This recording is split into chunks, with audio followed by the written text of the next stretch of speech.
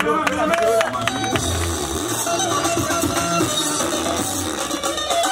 m'appelle Nancy Nkolo, Vincent, épouse Quentin de Montcarrias. Alors, je suis venue ce soir vous rendre visite. C'est, comme on dit, une salutation. Parce que nous ne sommes pas encore en période de campagne. Mais ce soir, j'ai voulu particulièrement vous voir, simplement parce que nous sommes à une étape décisive du tournant de l'histoire de notre pays. Et nous ne devons pas être exclus de cette histoire. Mieux, nous ne devons pas être des simples spectateurs comme nous l'avons toujours été. Cette fois-ci, nous sommes des acteurs, acteurs de notre propre histoire. Alors, je voudrais m'adresser à toute la population de Belle-Peinture. Je parle de toutes les couches, c'est-à-dire les jeunes, les femmes, les pères et même les notables. Mon message n'est pas loin du message du chef de quartier. Nous sommes en période de l'inscription dans les listes électorales. Pour aller droit au but, nous ne pouvons rien changer si nous ne sommes pas inscrits. Dès lors où nous avons 18 ans, ça veut dire qu'on est en capacité de voter. On doit pouvoir exprimer son droit citoyen. Et c'est ce qui prouve qu'on existe aussi dans une société. Et son devoir, parce que le vote est un droit, aussi bien un devoir. On doit pouvoir l'exprimer, ce droit et ce devoir citoyen. On doit l'exprimer par le canal du vote. Mais pour parler de vote, il faut s'inscrire sur les listes électorales. Je sais que nous, les populations du 3e arrondissement, nous sommes considérés comme des populations uniquement votantes. C'est-à-dire ce que certains appellent des bœufs votantes. On nous considère que lorsqu'il y a des élections. Et c'est triste. Parce que nous sommes ceux-là qui portons des candidats qui viennent d'ailleurs et nous les faisons gagner dans l'ensemble du territoire. Pourquoi je parle de l'ensemble du territoire? Simplement parce que les populations de Belle-Peinture,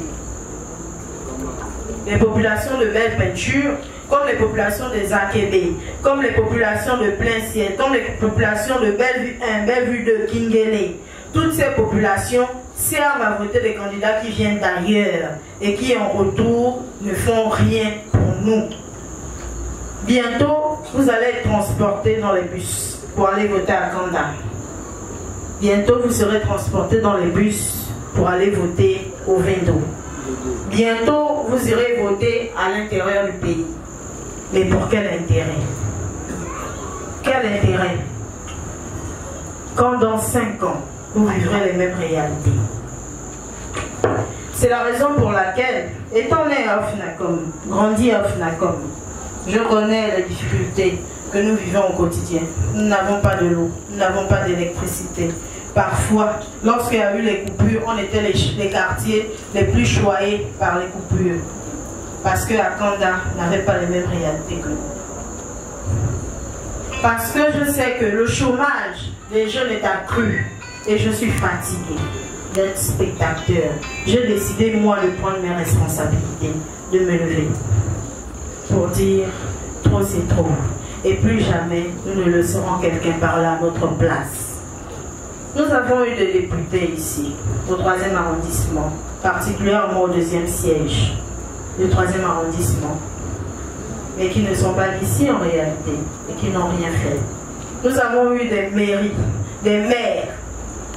La réalité est que lorsqu'il y a une mairie dans un arrondissement, les premiers bénéficiaires, ce sont les populations. Même la ménagère doit pouvoir être du 3e arrondissement. Lorsque vous allez à la mairie de Libreville, est-ce qu'elle ressemble au 3e arrondissement? Il suffit de regarder qui y travaille pour savoir si c'est la mairie du 3e arrondissement ou pas. Donc ce sont des réalités, toutes ces réalités qui doivent emmener chacun de nous, animer chacun de nous à se dire il faut qu'on change le paradigme.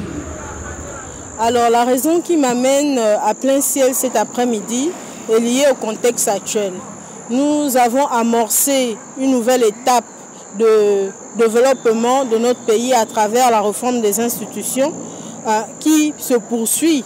Parce que nous avons eu il y a quelques mois l'élection présidentielle. Aujourd'hui, nous préparons les élections législatives et locales. C'est dans ce contexte que notre devoir en tant que parti politique, qui est également d'éduquer les citoyens, nous appelons à la responsabilité citoyenne de tous les jeunes des quartiers populaires, notamment du 3e arrondissement. Et cet après-midi de belle peinture, de s'inscrire massivement dans les listes électorales d'une part, mais aussi de voter en toute responsabilité. C'est un moyen aussi pour nous d'interpeller la population, les populations des quartiers défavorisés, afin de ne pas tomber dans les mêmes pratiques de marchandage de leur voix. Parce qu'il est de notre responsabilité d'indiquer, sinon d'édifier à ces jeunes la nécessité et les enjeux du vote des législatives et des locales. Le marchandage de voix est une pratique qui prend de l'ampleur et qui a pris de l'ampleur depuis des années. Aujourd'hui, même pour s'enrôler, les jeunes demandent de l'argent. Il faudrait que nous sortons de ces pratiques. Il faudrait que le jeune sache que lorsqu'il pose son vote ou qu'il donne son vote, c'est pour obtenir du changement. C'est pour participer au développement de son pays, de sa commune, mais aussi pour son propre bien. Et c'est ce message que nous sommes venus faire passer cet après-midi aux populations de Belle Peinture.